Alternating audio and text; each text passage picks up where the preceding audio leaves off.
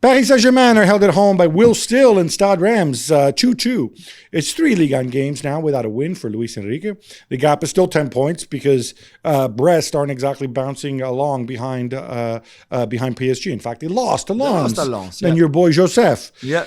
But Jules, is it a big deal that Kylian Mbappe was on the bench again? No, not anymore, Gab. I think we were used to it. We asked Luis Enrique the question on Friday and he said, well, it will depend of the sun. If it's a sunny day and a warm day, he might be on the bench. If it's not, he might play. I mean, he needs to be rested and injury-free for when he arrives at the Bernabeu. Yeah, right? Exactly. Or for the Euros for France. I'll take that, because clearly, as we said, despite not winning, they keep increasing their lead over whoever is second.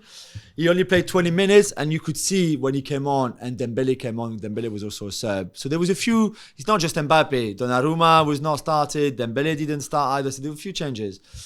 But this team is always, as we've been saying, much better when Kylian is on the pitch. Obviously, he's the best player in the world. So I don't know how more often he's going to do it. I've stopped wondering. I've stopped caring. You've made peace. Yeah, exactly. Marca report that PSG have made a 200 million euro offer for Lamine Yamal. I thought it was 500 million. Are you sure you wrote that?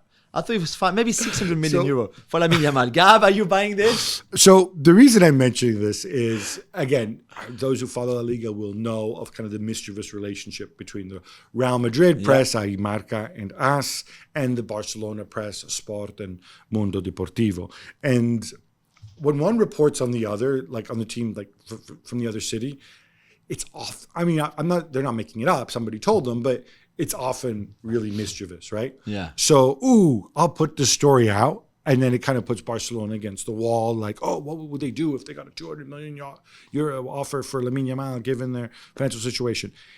I am fairly confident there is no 200 million euro I can offer definitely for Lamine confirm Yamal. that to you, yeah. And not because Paris Saint-Germain already have, of course, Dembele and Speedy Barcola out wide.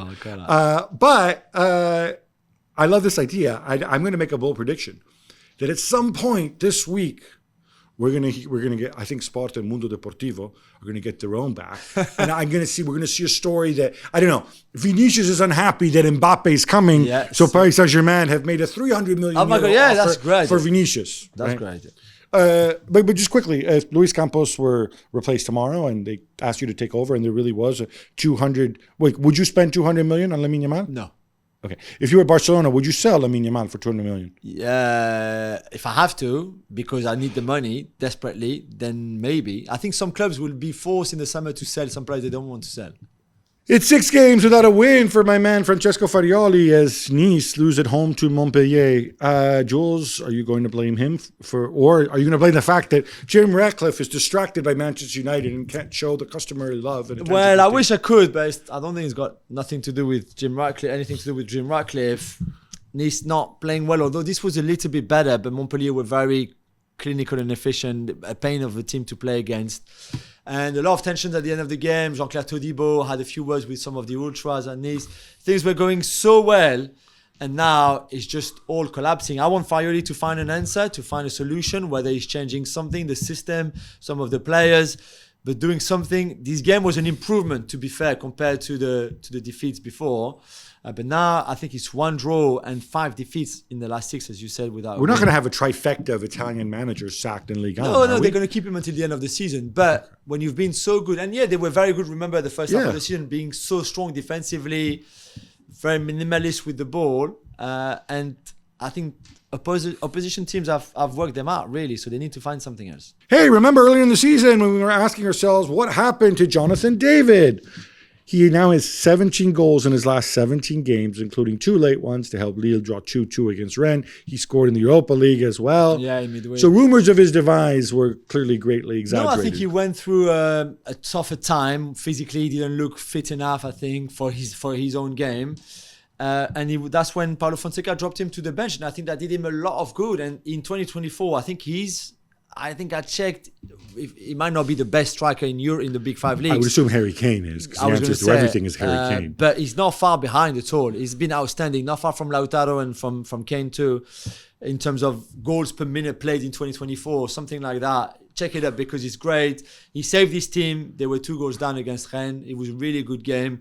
They won easily on Thursday in the Europa League, or in the Conference League. They're going to qualify for the quarterfinals in the home time this week on Thursday. It's been great to have him at that level, and it's the perfect time. I'm not saying this in a cynical way, because I think he wants a move and he deserves a move. He earned his move in the summer. For Lille, it's important to sell him too, because that was always part of the business plan. So for him to pick up form like this and be that good now, it's just the perfect time for him to get the move that he wants in a big club, and for Lille to get the money that they deserve for him, because he's an outstanding talent. Is he a top 10 center forward in the world? In the world, it might be a bit early. In Europe, right now, in the big 5 leagues, he is, I think. In Europe, what? There's somebody in MLS who's better? No, I don't know, but I was thinking... You're thinking, because you're including Karim Benzema and the Saudi Pro League. Denis Bouanga, Karim Benzema, Luis Suarez. Yeah, okay. All right. Yeah, I don't think he's far. I think he's been very impressive in 2024.